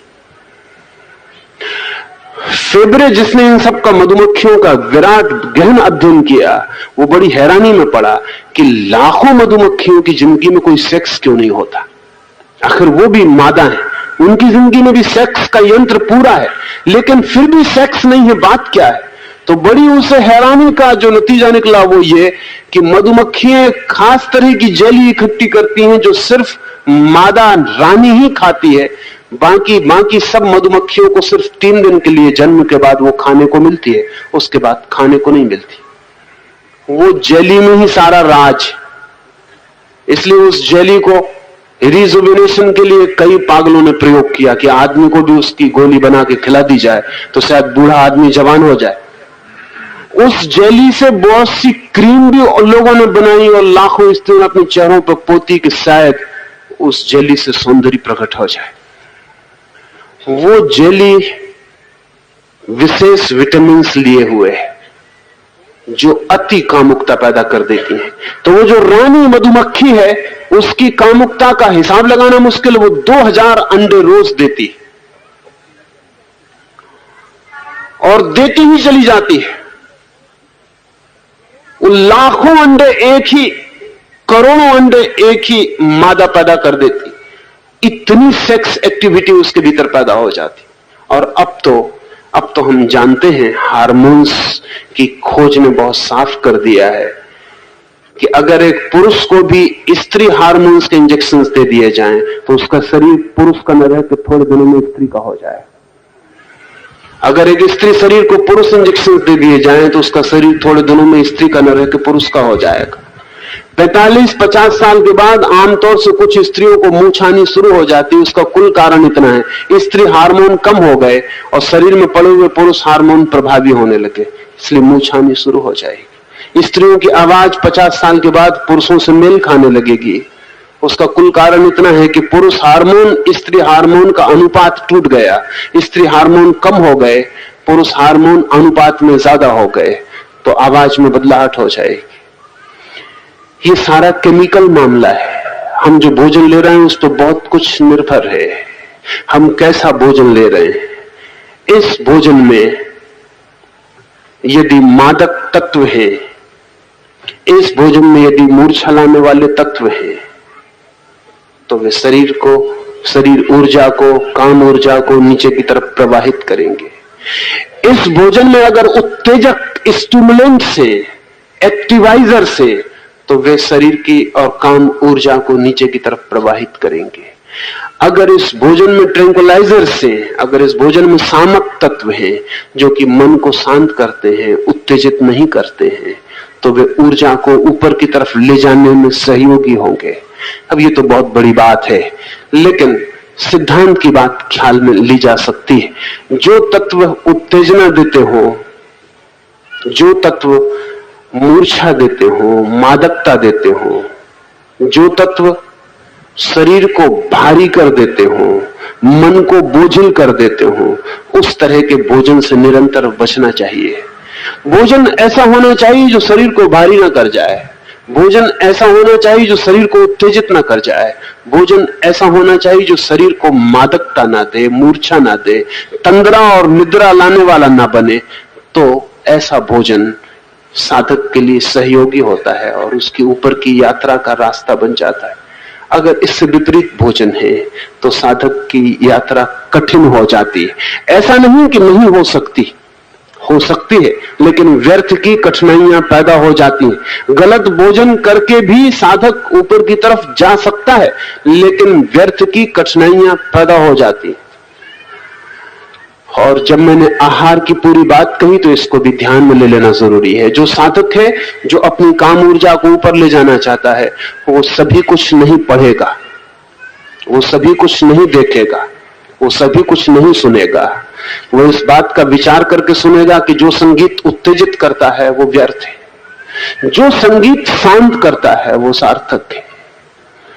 वो ऐसे दृश्य नहीं देखेगा जो उत्तेजना से भर देते हैं। अब आपने देखा होगा, फिल्म भी अगर आप देख रहे हैं तो वैसी ही फिल्में ज्यादा देखी जाती हैं जो थ्रिलिंग, जो उत्तेजक है, जिनमें आपके रोए खड़े हो जाएं, रोंगटे खड़े हो जाएं, जो रोमांचकारी हैं।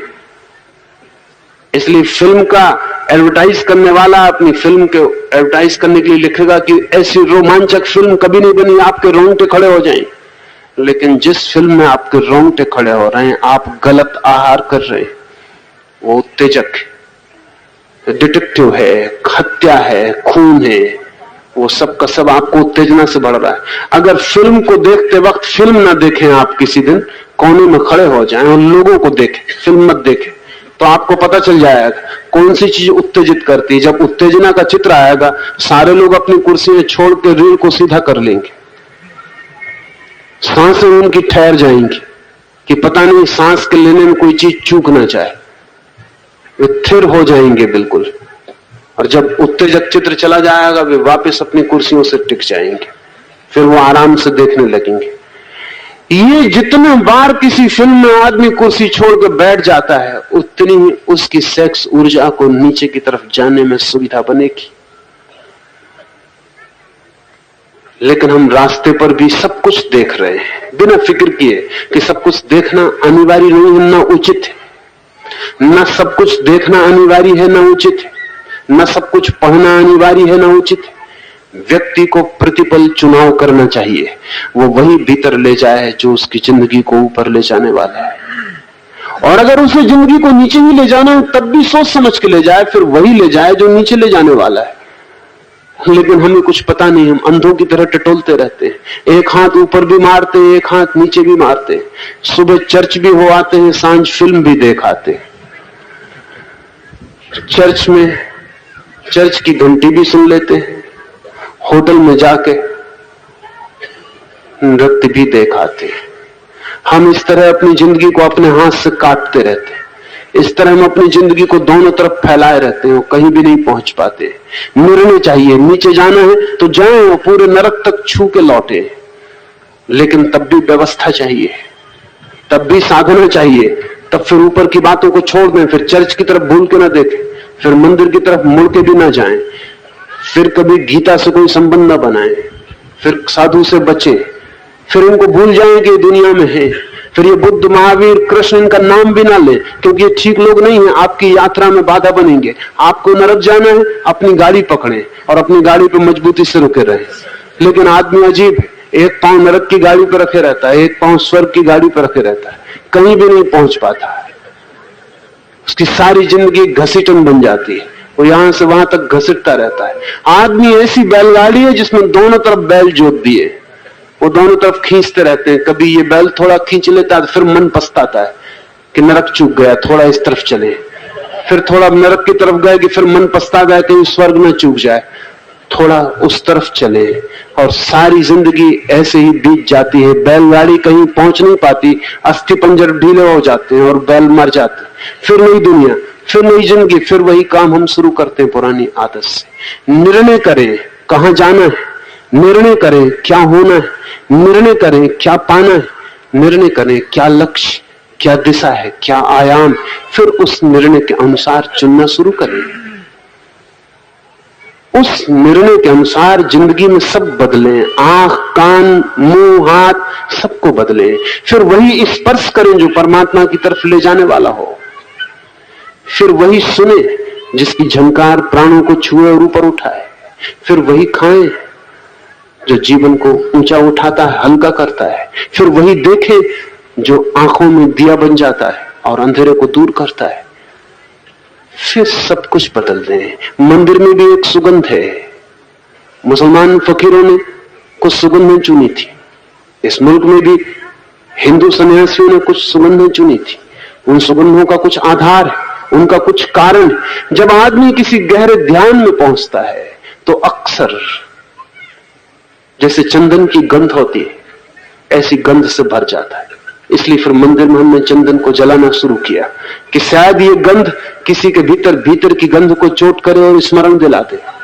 जब कोई आदमी ध्यान की किसी स्थिति में पहुंचता है तो ऐसी गंध से भर जाता है जिससे लोभान की गंध होती है।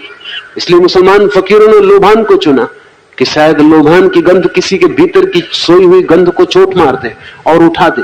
ये सब कुछ चुनाव है, ये सब अकारण नहीं, उस सब के पीछे कारण। एक छोटी सी बात अपनी बात में पूरी करूं। मुझे कल पूछा किसी मित्र ने जाते वक्त कि आपने गैरिक वस्त्र क्यों चुना सन्यासी के लिए? कारण है उसका, जैसे जैसे चित्त शांत होता है भीतर, वैसे वैसे सूर्योदय का प्रकाश भीतर फैलना शुरू हो जाता है। वो गैरिक होता है। वो गेरुए वस्त्र बाहर से उस भीतर के रंग को चोट करते रहे, इसलिए गैरिक वस्त्रों के चुनाव का अर्थ है वो रोज रोज देखता रहे, उठाए पहने सोए उठे देखता रहे, तो शायद उसके भीतर जो सोया हुआ रंग है एक नए सूर्योदय का, वो जो ध्यान में कभी प्रकट होता है। जैसे भी सूरज नहीं जगा और सुबह की लालिमा फैल गई, सारी प्राची लाल हो गई, अभी सूरज नहीं आया, सिर्फ प्राची लाल हो गई और पक्षी गीत गाने लगे और सुबह की ठंडी हवाएं बाहर फैल गई। ठीक वैसा ही कभी ध्यान के किसी क्षण में भीतर भी होता है। उस रंग को देखकर ही, इस बाहर के रंग को किसी ने चुन लिया था, दूसरे रंग भी चुने गए हैं, वो भी भीतर देखे गए रंग है, वो भी भीतर देखे गए रंग है, उनके चुनाव में भी कारण है। मुसलमान फकीरों ने हरा रंग चुन लिया था क्योंकि भीतर वो रंग भी देखा जाता है। बुद्ध के साधकों ने पीला रंग चुन लिया था, वो रंग भी भीतर देखा जाता है। थियोसॉफिकल सोसाइटी कभी एक रंग के लिए सारी दुनिया के बाजारों में खोज की थी, एक नीले रंग के लिए। कर्नल अलकाट को एक रंग ध्यान में दिखाई पड़ा और उस रंग के लिए सारी दुनिया के बाजारों में खोजने के लिए आदमी भेजे गए थे, क्योंकि अलकाट का कहना था उसी रंग का उपयोग करना है साधक के लिए। बड़ी मुश्किल हुई, वर्षों खोज हुई, ठीक रंग नहीं मिलता था, बहुत नीले के शेड मिलते थे, लेकिन कल अलकाट कह देता कि ये वो रंग नहीं। आखिर 2-3 साल के बाद इटली के एक बाजार में कहीं वो रंग मिला और तब अलकाट ने कहा कि ठीक, अब वो रंग मिल गया जो मैंने देखा था, ये रंग काम करेगा। उस रंग को देखने से वो भीतर जो अलकाट को रंग दिखा था, दूसरे व्यक्ति के भीतर भी झंकार पैदा होती है और रंग जग सकता है। गैरिक रंग सूर्योदय का रंग है और भीतर जब प्राणों का उदय होता है तो वैसा रंग फैल जाता है। रंग भी, ध्वनि भी, गंध भी, स्वाद भी, स्पर्श भी, सबका चुनाव करना होगा, तब ऊपर की यात्रा शुरू होती है। और हम सब कंफ्यूज्ड हैं क्योंकि हम सब अनर्गल असंगत चुनाव करते रहते हैं, अनेक तरह की नावों पर सवार हो जाते हैं, फिर जीवन टूटती है, जीवन नष्ट होता है, कहीं पहुंच नहीं पाता है। आज इतना ही, शेष कल।